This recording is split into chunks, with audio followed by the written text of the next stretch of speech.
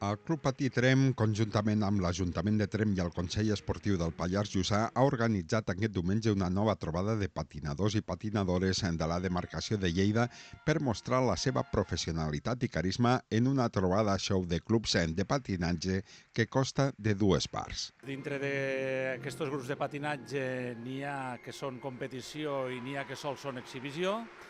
I després també dintre d'aquesta jornada esportiva també hi ha màsters que no competeixen però exhibeixen, i tot això és una feina que a nivell de Consell Esportiu de la Generalitat ens han encomanat des d'exhibicions fins a màsters, que està molt valorat perquè tothom pugui fer esport. Uns 130 nois i noies vinguts de poblacions com la Seu d'Urgell, Tàrrega, Juneda, Alcarràs o Trem han participat en aquests Jocs Esportius Escolars. La jornada és una jornada dels Jocs Esportius Escolars del Consell Esportius, que és de la modalitat de grups shows o quartets o quintets de patinatge artístic. No és tan estricte com a federació. El que es busca és que hi hagi complicitat entre patinadores, que no siguin elements tan tècnics i que, bàsicament, que les nenes s'ho passin bé patinant.